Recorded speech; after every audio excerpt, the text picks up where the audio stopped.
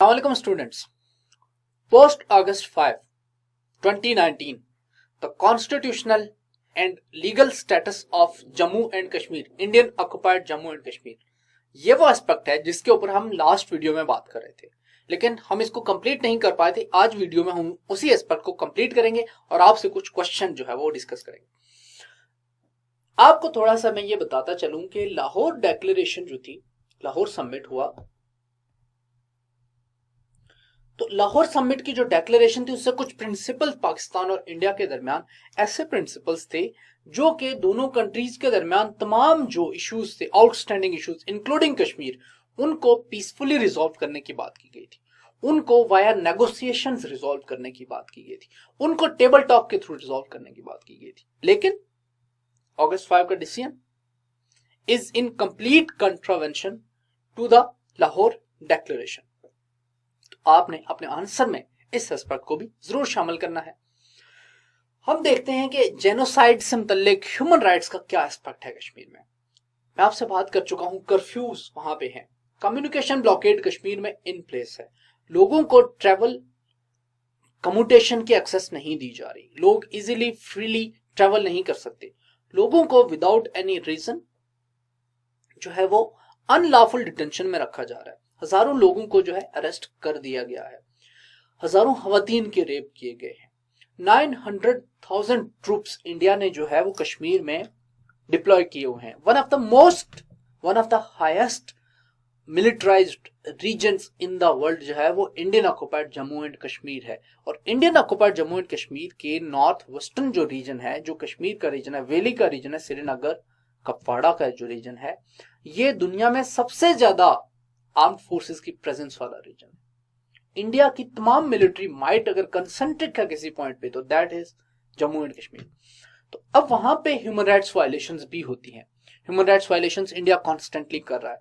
पिछले 2-3 सालों में जो यूएन की तरफ से रिपोर्ट्स आई हैं, human rights for transparency international की जो रिपोर्ट आई है, लास्ट ईयर भी आई थी, इस साल भी आई है, कॉन्स्टेंटली डेलिनिएट कर रहे हैं कि इंडिया कौन कौन सी वायलेशंस कर रहा है। आप उन रिपोर्ट्स को चेक कर सकते हैं, उनमें डिटेल में हर एस्पेक्ट के ऊपर पैलेट गन्स का यूज जो है वो आपने कश्मीर आमतौर पे बहस में सुना होगा, आमतौर पे आप न्यूज में सुनते हैं, हजारों बच्चों को उनकी नजर छीन लेना। तो ये वो एस्पेक्ट्स हैं जो कि इंडियन आर्मी वहां पे कर रही है।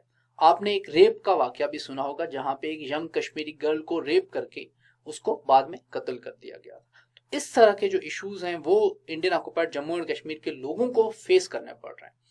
जेनेवा कन्वेंशन ऐसी सूरत में कश्मीर के ऊपर अप्लाई करता है। जो जेनेवा कन्वेंशन है वो ह्यूमैनिटेरियन लॉ की बात करता है, वो लॉज ऑफ वॉर की बात करता है, ह्यूमन राइट्स की बात करता है। तो जेनेवा कन्वेंशन जो है वो कश्मीर के ऊपर अप्लाई हो रहे हैं इस सिचुएशन को देखते हुए। International humanitarian law, international law of war भी कश्मीर के ऊपर अप्लाई होता है।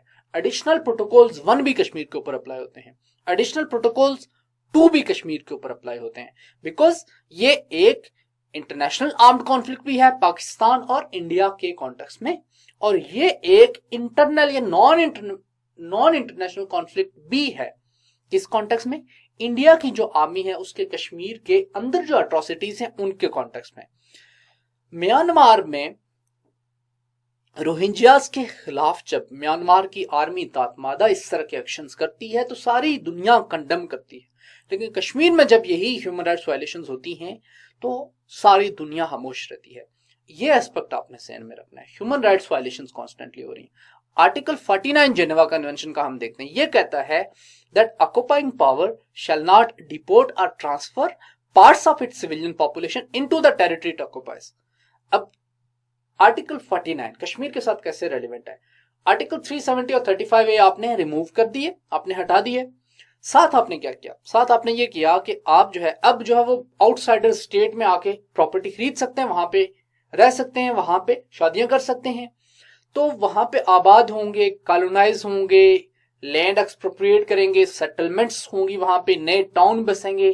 तो वहां की जो लोकल पॉपुलेशन है उस पॉपुलेशन की इक्वेशन जिसको आप डेमोग्राफी कहते हैं वो चेंज होगी। जब डेमोग्राफी चेंज होगी, for instance in near future कभी प्लेबिसाइट होता है, तो प्लेबिसाइट की सूरत में कश्मीरी 8 मिलियन है और इंडियंस कितने मिलियन है? इंडियंस हैं 1.4 बिलियन, 1400 मिलियन और 8 मिलियन। 1400 मिलियन में से आप 10 मिलियन को भी अगर कश्मीर में आबाद कर देते हैं तो प्लेबिसाइट हमेशा के लिए दफन हो जाती है। प्लेबिसाइट के रिजल्ट्स क्या होंगे? रिजल्ट्स यही होंगे, मैक्सिमम जो है वो इंडिया के साथ है, तो कश्मीर का केस ही मर जाता है, उसके डिस्प्यूटेड हैसियत को नलिफाई करने के बराबर है ये। तो आर्टिकल 49 की डायरेक्ट कंट्रावेंशन में आपको ये आर्टिकल नजर आ रहे हैं। Occupying power can not take action that could change the character of occupied territory. Character of occupied territory India ने चेंज कर दिया है। कैसे? यूनियन टेरिटरीज में शामिल कर दिया है उसको। अब वहां पर यूनियन का लॉ अप्लाई हो रहा है, कॉन्स्टिट्यूशन का लॉ अप्लाई हो रहा है, तो स्टेटस तो चेंज हो गया। टेरिटरीज को दो हिस्सों में तकसीम कर दिया, बॉर्डर्स चेंज कर दिया, लाइन ऑफ कंट्रोल को आपने पाकिस्तान इंडिया का सपोजिटली इंटरनेशनल बॉर्डर बना दिया।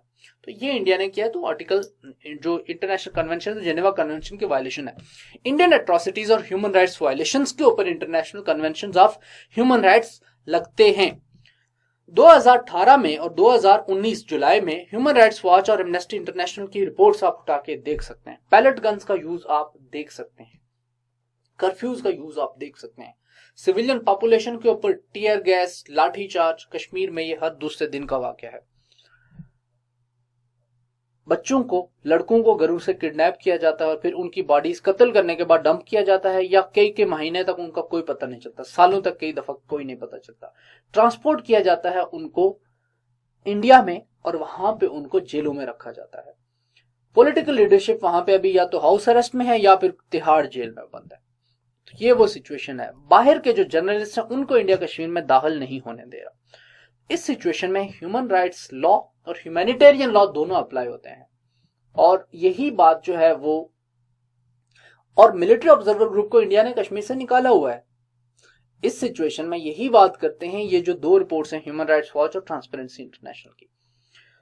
इंडिया के 900,000 ट्रूप्स हैं, इसके ऊपर मैं पहले बात कर चुका। Most militarized region in the world है। इंडिया में अब डिफरेंट क्लॉज हैं कश्मीर के ऊपर। जैसे हमारे पास पाटा का रीजन था और हम एफसीआर को हर सुबह शाम गालियां देते हैं। एफसीआर का 40वां उसका सेक्शन जो बड़ा मशहूर था। तो ऐसे ही इंडिया ने कश्मीर में जहां पर उनको स्पेशल प्रिविलेजेस दिए थे, वहां पर इंडिया का जो आर्म्ड एलिमेंट है, उनकी जो मिलिट्री है, उनको और पुलिस को वहां पे स्पेशल पावर्स दी हुई हैं उन्होंने। मकसद क्या है? इंडिया का मकसद यह है कि इस टेरिटरी को, यहाँ के लोगों को हमने चेक में रखना है। इसके लिए उन्होंने पब्लिक सेफ्टी एक्ट, किसी भी बंदे को आप उठा सकते हैं without any legal reason. Public safety act का मिस यूज हो रहा है। फिर terrorist and disruptive activities act. Terrorist and disruptive activities act में हजारों बच्चों को इंडियंस ने जो है वो इंसर्जेंसी के साथ या टेररिज्म के इल्जाम में गायब कर दिया, कत्ल कर दिया। AFSPA, armed forces special powers act. Armed forces special powers act के तहत जो है वो इंडिया की आर्म्ड फोर्सेज कंप्लीट इम्यूनिटी में ऑपरेट करती हैं। कुछ भी कर दें, किसी घर में ट्रेसपास कर दें, बच्चों को कत्ल करें, औरतों के रेप करें, और ये इंडिया करता आ रहा है पिछले 7-8 सालों में। 2008 और 9 से, I was reading this in a report, तकरीबन 7,000 खवातीन को उनकी असमत दरी की गई है। हरासमेंट के एलिगेशन हैं, रेप के एलिगेशन हैं। तो ये कश्मीर में हर दूसरे दिन का वाकया है। कश्मीरी ये फेस कर रहे हैं और हम इसके फोरफ्रंट पे हैं क्योंकि हम कश्मीर को अपना पार्ट समझते हैं। फॉलोइंग कन्वेंशंस जो है वो कश्मीर के ऊपर अप्लाई होते हैं। इंटरनेशनल कन्वेंशन है। International convention on civil and political rights apply होता है। International convention on economic, social and cultural rights apply होता है। यूनाइटेड नेशंस की declaration, universal declaration of human rights apply होती है। International convention on elimination of all forms of racial discrimination apply होता है। Convention on rights of children apply होता है। बच्चों को पैलेट गन्स से उनकी नजरें छीनी जा रही हैं। पैलेट गन्स के छर्रे जब आप मारते हैं तो बच्चों की बीनाई जायल हो जाती है। तो convention on rights of children और कन्वेंशन ऑन टॉर्चर जो है वो अप्लाई होता है। Elimination of all forms of discrimination against women.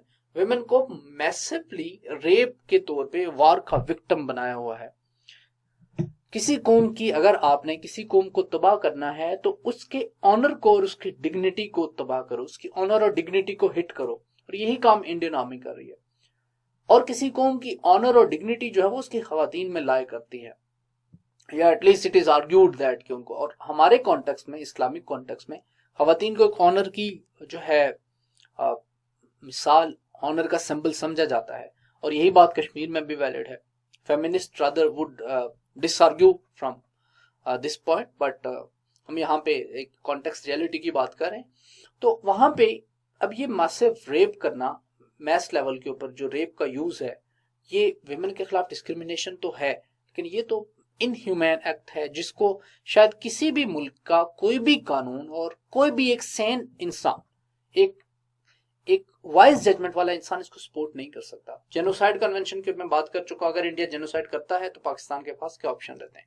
Pakistan जो है वो आईसीजे के पास जा सकता है, ये एक ऑप्शन है, लेकिन आर्टिकल 36 के अंडर जो है वो आईसीजे की जुरिस्डिक्शन लगती है केसेस के ऊपर।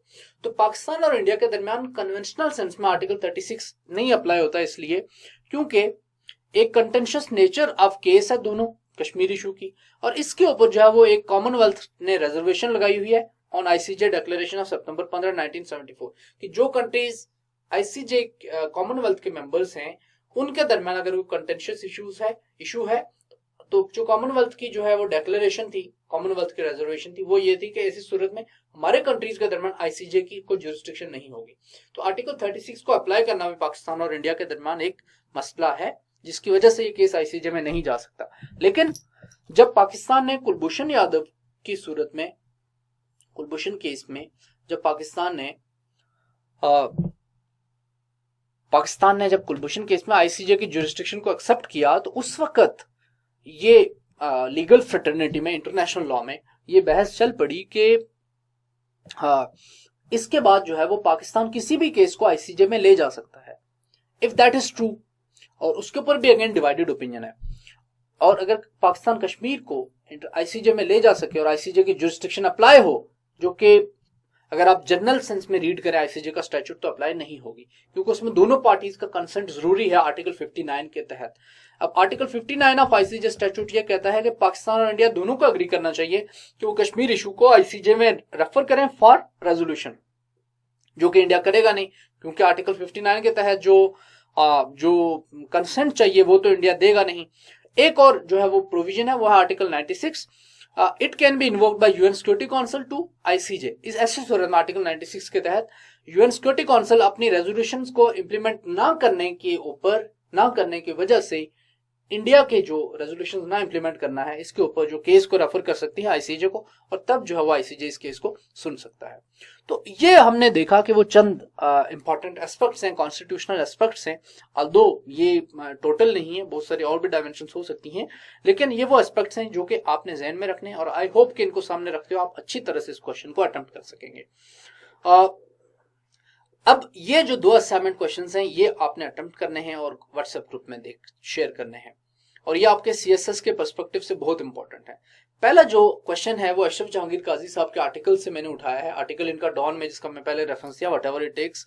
इसमें इन्होंने कहा है, has India made a major strategic blunder by annexing Kashmir, और has it just pulled off a major fait accompli? Is there a greater likelihood of India having to reverse its August 5 decision? क्या India reverse करेगा? और is it effectively irreversible, या अब ये reverse नहीं होगा, despite Pakistan vigorous diplomacy and the unprecedented international criticism of Indian actions? तो ये कॉन्टेक्स्ट आप देख सकते हैं कि पाकिस्तान ने जो है वो डिप्लोमेसी की है, पाकिस्तान ने इशू को इंटरनेशनल लेवल पे हाईलाइट करने की कोशिश की है, इंटरनेशनल कंडेमनेशन आई है, इंटरनेशनल मेडिएशन के एफर्ट्स आई हैं। तो इस कॉन्टेक्स्ट में आपने इस क्वेश्चन को जरूर अटेम्प्ट करना है। What are the options? Second question, available to Pakistan after India's August 5 decision to annex Kashmir with Indian Union, can Pakistan go to a war with India over Kashmir? Analyze critically। तो ये एक और question है जो कि आपके लिए CSS 2020 के हिसाब से और बियॉन्ड के हिसाब से इंपॉर्टेंट है। इनको अटेम्प्ट कीजिए, अपने रिस्पॉन्सेस शेयर कीजिए और अपना बहुत सारा ख्याल रखिए।